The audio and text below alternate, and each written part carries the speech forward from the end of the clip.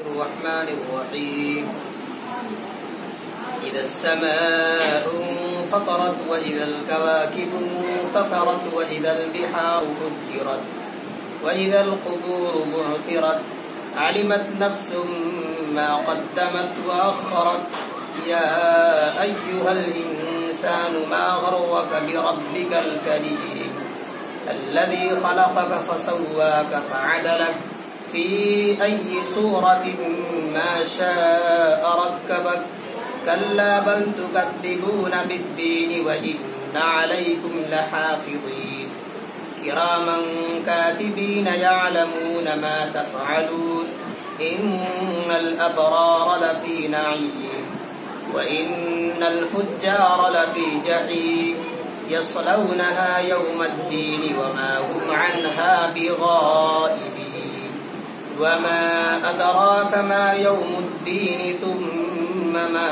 أدراك ما يوم الدين يوم لا تملك نفس لنفس شيئا والأمر يومئذ لله.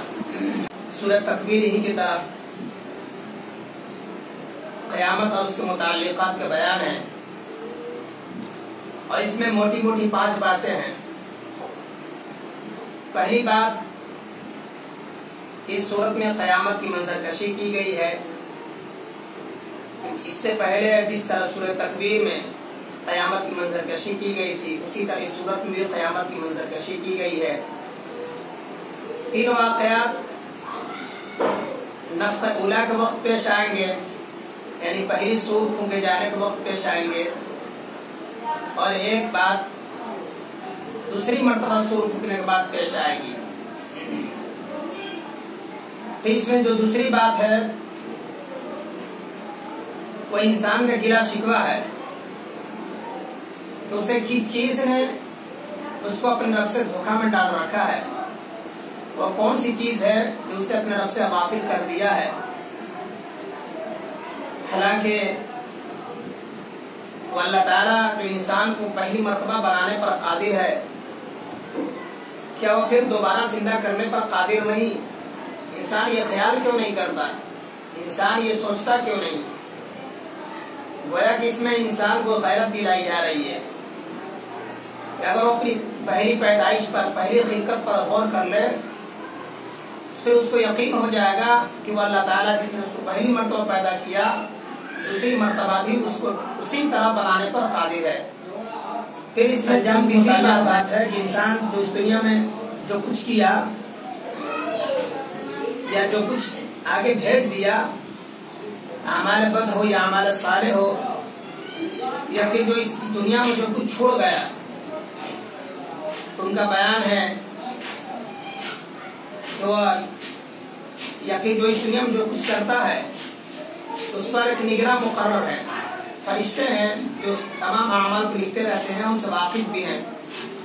اور چوتھی بات پھر اس میں جو بیان کی گئی ہے وہ انسان کے نتیجے کے اعتبار سے ہے.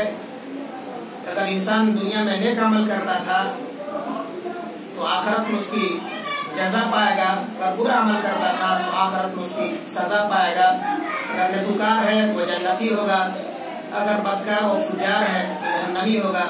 اور آخر میں پھر اللہ تعالیٰ اپنی قدرت کاملہ و حکمت بالغہ کو بیان کر رہا ہے کہ اس دن اگر کسی کو حکومت ہوگی تو اسی قادر مطلق کی حکومت ہوگی کہ جس نے تمام دنیا کو، تمام کائنات کو پیدا کیا، تمام انسانوں کو پیدا کیا، اور اس کی حکومت میں کسی کو دخل اندازی نہیں ہوگی، کسی کا خلل نہیں ہوگا، اسی کی بادشاہت اس دن ہوگی.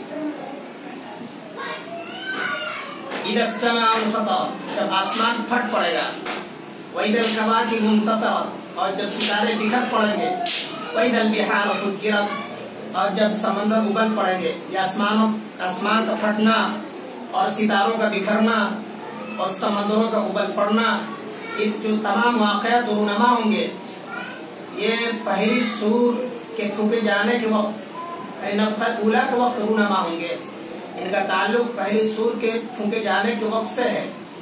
وَإِذَا الْقُبُورُ بُعْثِرَتْ، اور جب قبریں زیر و زبر کر دی جائیں گی، یعنی الٹ پلٹ کر دی جائیں گی، اور مردے اس میں سے زندہ نکل کر کھڑے ہو جائیں گے، تو اس کا تعلق یا قبروں کے زیر و زبر ہونے کا جو تعلق ہے وہ نفخہ ثانی کے وقت کا ہے، یعنی دوسری مرتبہ سور پھونکے جانے کے بعد کا ہی مرحلہ ہے۔ علمت نفس ما قدمت وأخرت، تو اس دن ہر شخص جان لے گا جو اس نے آگے بھیج دیا، جو اس نے پیچھے چھوڑا۔ آگے بھیجنے کا مطلب یہ ہے جو بھی اس نے دنیا میں نیک اعمال کیا تھا، خواہ نماز پڑھا ہو یا زکات دیا ہو یا صدقہ و خیرات کی شکل میں نیک اعمال کیا ہو، تو جو بھی اس نے نیک عمل کے ذریعے ذخیرہ جمع کر دیا آخرت کے لیے، اس کو دیکھ لے گا، اس کے سامنے وہ تمام چیزیں سامنے آ جائیں گی۔ وہ آخرت اور پیچھے چھوڑنے کا مطلب یہ ہے کہ دنیا میں ایسا کام کر گیا کہ جو اس کا اثر ابھی بھی باقی ہے، مرنے کے بعد بھی جاری ہے۔ جیسے کوئی رفاہی کام کر دیا، بھلائی کا کام کر دیا، یا صدقہ جاریہ کے طور پر کوئی کام کر دیا، مسجد تعمیر کرا دی یا مدرسہ تعمیر کرا دیا، یا پھر راہگیری یا مسافر کے لیے کہیں پانی کا نظم و انتظام کر دیا، تو یہ جو اعمال ہیں یہ مرنے کے بعد بھی یہ عمل کا جو سلسلہ ہے منقطع نہیں ہوگا، ختم نہیں ہوگا، بلکہ جاری رہے گا۔ اگر یہ عمل برائی سے متعلق ہے، اگر اس نے برائی کو رواج دیا تھا، برے کام کو فروغ دیا تھا، تو مرنے کے بعد بھی اس کا سلسلہ جاری رہے گا۔ اگر اچھائی کو فروغ دیا تھا، اچھا عمل شروع کیا تھا، تو مرنے کے بعد بھی اس کا سلسلہ جاری رہے گا، اس کو اس کی جزا ملتی رہے گی۔ اگر برا کام کیا تو اس کی سزا ملتی رہے گی۔ یا ایھا الانسان ما غرک بربک الکریم، اے انسان تجھے کس چیز نے اپنے مہربان رب سے دھوکہ میں ڈال رکھا ہے؟ یعنی تجھے کیا ہو گیا ہے کہ جو تو اللہ تعالیٰ کے ادا حقوق کی فکر نہیں کرتا، حالانکہ اللہ تعالیٰ کی طرف سے جو انعامات و احسانات ہیں، ان نعمتوں کا تقاضا تو یہ تھا کہ اللہ تعالیٰ کے حکم کی فرما برداری کی جاتی، اللہ تعالیٰ کے حکم کے سامنے سر نگو ہونا پڑتا، اللہ کے ہر نعمتوں کی شکریہ ادا کیا جاتا، لیکن بجائے شکریہ ادا کرنے کے تو ناشکری ادا کرنے پر، ناشکری کرنے پر، اللہ تعالیٰ کی نعمتوں کی انکار کرنے پر تلا ہوا ہے۔ کیا وجہ ہے؟ آخر کیوں تسلیم نہیں کرتا کہ وہ ذات جس نے تجھے پہلی مرتبہ پیدا کیا وہ بعث بعد الموت پر بھی قادر ہے، جس طرح پہلی مرتبہ تم کو اچھی شکل صورت میں بنایا اور جس صورت میں چاہا تجھے ڈھال دیا۔ انسان کی خلقت و ترکیب اور پھر اس میں ترتیب و تناسب جو ہے وہ اللہ تعالیٰ کی قدرت کاملہ پر استدلال ہے کہ کوئی بھی دو انسان ایک دوسرے سے ملتا نہیں ہے، کچھ نہ کچھ فرق ضرور ہوتا ہے، لیکن دونوں کی شکل و صورت میں کوئی انسان اگر عیب نکالنا چاہے تو عیب نہیں نکال سکتا۔ اللہ تعالیٰ کی ایک طرف سے قدرت قاہرہ ہے، قدرت کاملہ ہے کہ وہ ذات جو پہلی مرتبہ بنانے پر قادر ہے اور بہترین شکل و صورت میں بنانے پر قادر ہے، اور دوسری مرتبہ بنانے پر بھی قادر ہے۔ اب اگر یہ ذہن میں اعتراض ہو یا اشکال پیدا ہو کہ ایسا تو ہو نہیں سکتا کہ پہلی مرتبہ اگر ہم دنیا میں تھے، اب مر گئے، تو پھر ہم جب ہماری ہڈیاں ریزہ ریزہ ہو جائیں گی، ہمارے جسم بوسیدہ ہو جائیں گے اور ہمارا نام و نشان تک نہیں رہے گا، تو پھر کیا ہم مرنے کے بعد بھی زندہ ہوں گے؟ اشکال ختم ہو جانی چاہیے، کیونکہ جو ذات پہلی مرتبہ بنانے پر پوری قدرت رکھتی ہے، دوسری مرتبہ بنانے پر بھی قادر ہے۔ الذی خلقک فسواک فعدلک، جس نے تجھ کو پیدا کیا اور پیدا کیا تو اس طرح پیدا کیا فسواک، ٹھیک ٹھیک بنایا، درست بنایا، اس میں کوئی عیب نہیں، تمام اعضاء جسمانی اپنی اپنی جگہ پر فٹ ہیں، بالکل درست ہیں۔ فعدلک، معتدل بنایا، کہ ای صورت ما شاء رکبک، کس صورت میں چاہا تجھے جوڑ دیا۔ اور یہ گویا کہ انسان کی جو خلقت ہے، جو پیدائش ہے، یہ اللہ تعالیٰ کی ارادہ و مشیت پر ہے، انسان کا اس میں کچھ دخل نہیں ہے۔ اللہ جیسا چاہا ویسے بنا کر کے بالکل درست اور تندرست بنا کر کے بہترین شکل میں ڈھال دیا۔ کلا، ہرگز نہیں، یعنی ہرگز نہیں تم بعد سے بعد موت کو جھٹلا سکتے ہو۔ بل تکذبون بالدین، بلکہ جھٹلانے کی وجہ یہ ہے کہ تم یوم جزا کو جھٹلاتے ہو۔ اور یوم جزا کو جھٹلانے کی جو اصل وجہ یہ ہے کہ انسان جزا و سزا سے دوچار ہونا ہی نہیں چاہتا. وہ نہیں چاہتا کہ مرنے کے بعد ہمیں جزا و سزا سے میری سابقہ پڑے یا ہمیں دوچار ہونا پڑے. وَإِنَّ عَلَيْكُمْ لَحَافِظِينَ، حالانکہ تمہارے اوپر نگراں ہیں، نگہباں ہیں، کرامن کاتبین، معزز ہے، لکھنے والے ہیں. یعنی صرف یہ نہیں کہ وہ نگراں ہیں، مقرر ہیں، یا پھر وہ دیکھ رہے ہیں بحیثیت نگرانی کے، تمہارے اوپر وہ نظر رکھے ہوئے ہیں، بلکہ وہ تمام ریکارڈ کو لکھ رہے ہیں. اور پوری ایسا بھی نہیں ہے کہ مطلب کہ صرف لکھ رہے ہیں، بلکہ پوری وہ واقف بھی ہیں، پوری خبر بھی رکھتے ہیں. چھوٹے سے چھوٹا عمل اور بڑے سے بڑے عمل کی بھی خبر رکھتے ہیں. کوئی بھی عمل ان سے مخفی نہیں ہے، خواہ وہ عمل ہو یا محرک عمل ہو، کوئی بھی عمل ہو، باریک سے باریک یا خفی سے خفی عمل بھی ان سے مخفی نہیں ہے.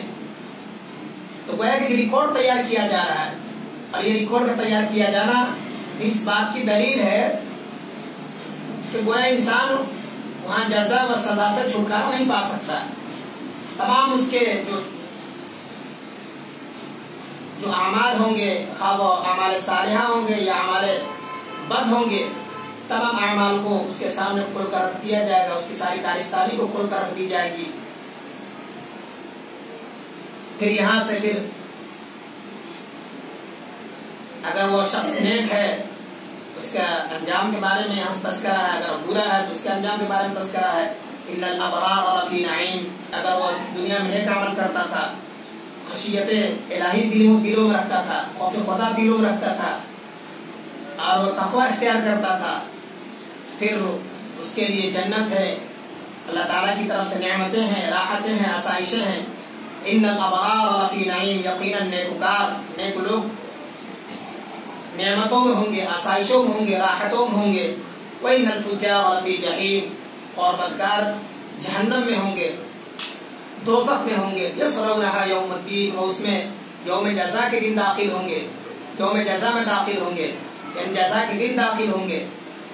وما هم عنها بغائبین، اور وہ اس سے غائب نہیں ہوں گے، مطلب وہ اس سے جدا نہیں ہوں گے. یعنی گویا کہ اس آیت سے کافروں اور فاجروں کا جہنم میں ہمیشگی کے دخول کا بیان ہے. وہ جو جنت میں جو جہنم میں جائیں گے تو اس آیت سے ان کے دوام خلود پر استدلال ہے کہ وہ ہمیشہ اس میں رہیں گے. ایسا نہیں ہے کہ مطلب کہ وہ اس سے بھاگ جائیں گے یا اس سے جدا ہو جائیں گے یا اس سے بچ جائیں گے یا اس سے نکل جائیں گے، بلکہ اس میں جائیں گے. یہیں سے استدلال کیا جاتا ہے، اس آیت سے بھی استدلال کیا جاتا ہے کہ وہاں جو ان کا داخل ہونا ہوگا، جو وہاں پر ان کا رہنا ہوگا، وہاں پر جو ان کا جو رہنے کا جو ٹھکانہ ہوگا وہ ہمیشہ کے لیے ہوگا.